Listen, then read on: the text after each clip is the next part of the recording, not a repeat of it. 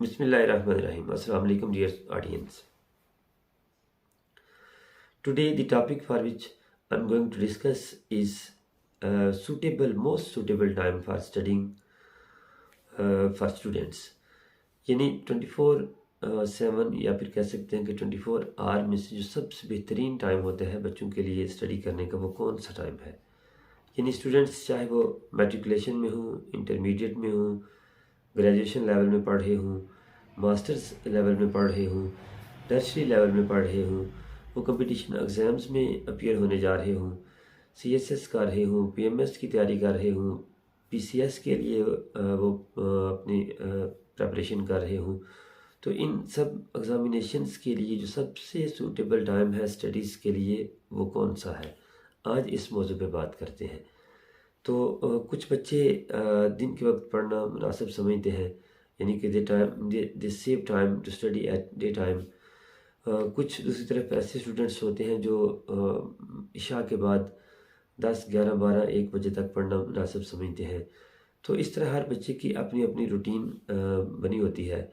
लेकिन अब देखना यह है कि इन 24 आवर्स में से सबसे सूटेबल पीसफुल टाइम कौन सा है जिसमें स्टूडेंट्स कम वक्त में ज़्यादा प्रिपरेशन कर सकते हैं और अपने लिए अच्छे मार्क्स सिक्योर कर सकते हैं। तो जो मेरा अपनी टर्शी लेवल तक एजुकेशन हासिल करने का एक्सपीरियंस है, जो मैंने अपनी एजुकेशन और लर्निंग करियर में मैंने जो एक्सपीरियंस किया है कि कौन सा टाइम ज़्यादा बेहतर है, किस टाइम इंसान ज़्यादा फोकस्ड होकर, ज़्यादा अटेंटिव होकर, ज़्यादा तवज्जो से स्टडी कर सकता है। तो मेरे नज़दीक सबसे बेहतरीन टाइम जो स्टडी करने के लिए है वो अर्ली इन द मॉर्निंग है, यानी टिल फजर। 1 बजे से लेकर फजर तक, 2 बजे से लेकर फजर तक, 3 बजे से लेकर फजर तक, 4 बजे से लेकर फजर तक। यानी ये अब स्टूडेंट की असाइनमेंट पे डिपेंड करता है, उसके टास्क पे डिपेंड करता है कि उसकी असाइनमेंट्स कितनी है, उसने जिन चीज़ों को प्रिपेयर करना है एग्ज़ामिनेशन के लिए, उनकी उनकी क्वांटिटी कितनी है, कितने लेसन्स हैं, कितनी असाइनमेंट्स हैं, कितनी प्रेजेंटेशंस हैं जिनको वो प्रिपेयर करना चाह रहा है, कितने चैप्टर्स हैं जिनको उसने रिव्यू करना है।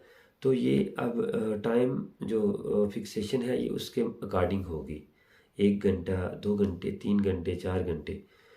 लेकिन जो 24 आवर्स में से सबसे सूटेबल टाइम है, पीसफुल टाइम हम कह सकते हैं, जिसमें कोई डिस्ट्रैक्शन नहीं होती, कोई शोर शराबा नहीं होता, घर वाले भी चाहे घर में बच्चे हों, बड़े हों, किसी का आना जाना हो, गेस्ट आए हों, या फिर वैसे ही मेन गेट पर नॉकिंग हो रही हो, कोई गली में से गुजर रहा हो, कोई ट्रैवलिंग हो, कोई अगर रास्ते पे घर है तो मतलब आने जाने वालों का शोर शराबा हो, तो इन सारी चीज़ों से ये जो टाइम है जो मैं अर्ली मॉर्निंग फजर तक रिकमेंड कर रहा हूँ, ये अलूफ होता है। इसमें मिनिमम डिस्ट्रैक्शंस होती हैं, समझ लें कि zero distraction and 100% peaceful time. यानी ये ऑब्जर्वेशन है। अगर माइनर सी डिस्ट्रैक्शन हूँ भी तो वो भी समझ लें कि 5/95 यानी कि 95% पीसफुल माहौल होता है और 5% माइनर सी डिस्ट्रैक्शन होती है, वो भी रेयर केसेस में।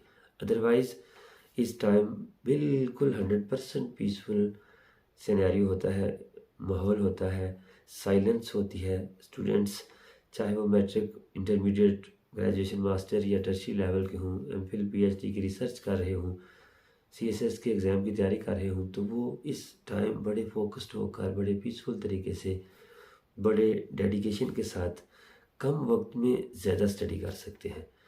तो इसके बदले में अगर वो शाम के टाइम इशा के बाद पढ़ने के लिए बैठेंगे तो वो एक तो दिन भर की थकन होगी, दिन भर कुछ भी उनकी छोटी या बड़ी एक्टिविटीज़ होंगी, कॉलेज की स्टडी के बाद उनका जो दिन भर की रूटीन होगी, वो तमाम चीज़ों को परफॉर्म करने के बाद जो उसकी समझ लें कि जो वो फटीग लेवल होगा वो बहुत ज़्यादा होगा, वो थकावट महसूस करेगी, या फिर वो समझ लें कि बोरिंग फील कर रहा होगा, तो इतना मेंटली फ्रेश नहीं होगा कि वो उतना अच्छे से पढ़ सके जितना वो अर्ली मॉर्निंग सहरी के टाइम थोड़े वक्त में पढ़ सकता है। तो मैं हमेशा अपने स्टूडेंट्स को ये बात रिकमेंड करता हूँ कि they must get up early in the morning and study, because that time is very peaceful, serene, calm, and there is no distraction, no noise at this time. So students can get good marks by studying at this time, as compared to study during daytime or before sleep.